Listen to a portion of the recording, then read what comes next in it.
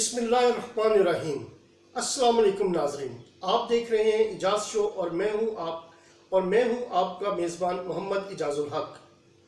नाजरीन, हम सब की ज़िंदगियों में हर वक्त कोई ना कोई डर या खौफ मौजूद रहता है, यानी कि हम हर वक्त किसी ना किसी डर खौफ में मुब्तला रहते हैं। कभी इम्तिहानात में फेल होने का खौफ, कभी नौकरी या मुलाजमत से निकाले जाने का खौफ, किसी का कारोबार में नुकसान होने का खौफ, बीमारी या बेरोज़गारी का खौफ, या अपने माँ बाप या किसी अजीज़ के फौत होने का खौफ, सबसे बढ़कर अपनी मौत का खौफ, यानी इंसान किसी न किसी खौफ में मुब्तला रहता है। लेकिन यकीन करें नाजरीन, जब तक अल्लाह ताला हमसे राज़ी है तब तक हमारी ज़िंदगी कामयाब है। जब अल्लाह हमसे नाराज़ हो गया तो समझे हमारा बुरा वक्त शुरू हो गया।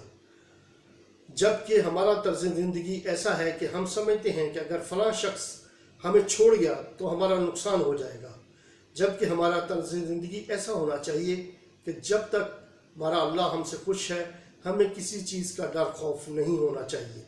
जब तक अल्लाह हमारे साथ है हमें कुछ नहीं हो सकता।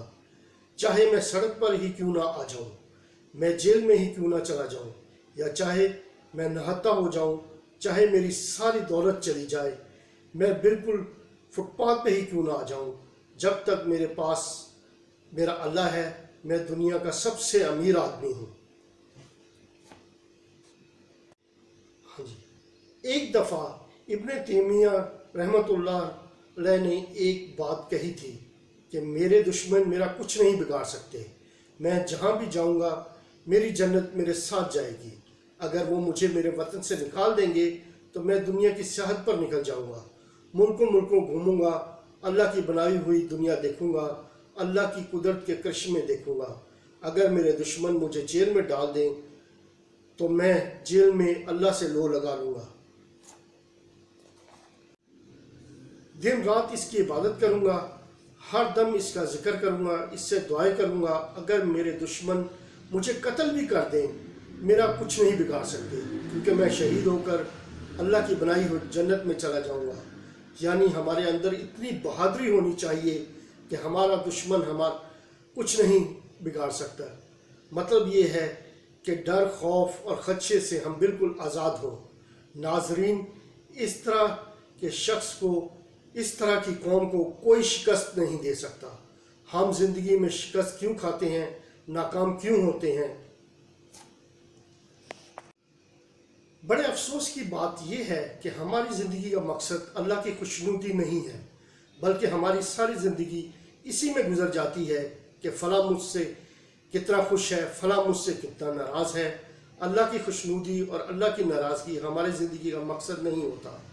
अगरचे लोगों को खुश करने में कोई बुराई नहीं है, बल्कि हदीस में आता है कि जो कोई भी अल्लाह की मखलूक को खुश करता है अल्लाह इससे खुश होता है, मगर अल्लाह को नाराज़ करके किसी को खुश ना किया जाए।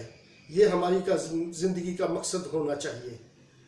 जब हम अल्लाह को छोड़कर लोगों के पीछे भागेंगे, इस ज़ात को भुलाकर लोगों को खुश करने की कोशिश करेंगे, कामयाबी के लिए मालो दौलत और लोगों की मदद का सहारा ढूंढेंगे, तो हम हर वक्त किसी न किसी डर या खौफ या अंदेशे का शिकार रहेंगे। हकीकत में हमें ये पता ही नहीं कि अल्लाह की ताकत क्या है। वो चाहे तो किसी के दिल में हमारे लिए मोहब्बत पैदा कर सकता है। वो ज़ात बारी ताला चाहे तो हमारे लिए लोगों के दिलों में नफ़रत पैदा कर सकता है। दिलों पर अल्लाह ताला का मुकम्मल कंट्रोल है, बल्कि कायनात की हर चीज़ इसके इख्तियार में है। वो चाहे तो लोगों के दिलों में हमारे लिए प्यार और मोहब्बत पैदा कर दे, वो चाहे तो लोगों को हमसे दूर कर दे।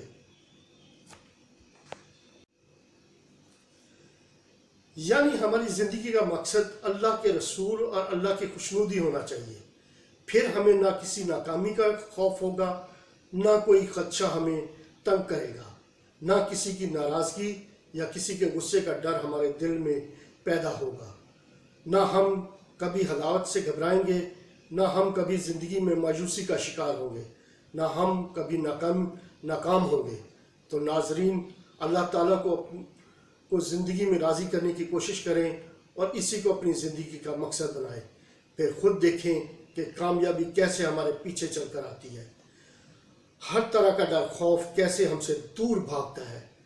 خوش رہیں اور لوگوں میں خوشیاں اور آسانیاں بانٹ کر اپنے اللہ کو راضی کریں۔ ہاں، جانے سے پہلے چینل کو ضرور سبسکرائب کرتے جائیں۔ اللہ ہمارا حامی و ناصر ہو۔ پاکستان زندہ باد۔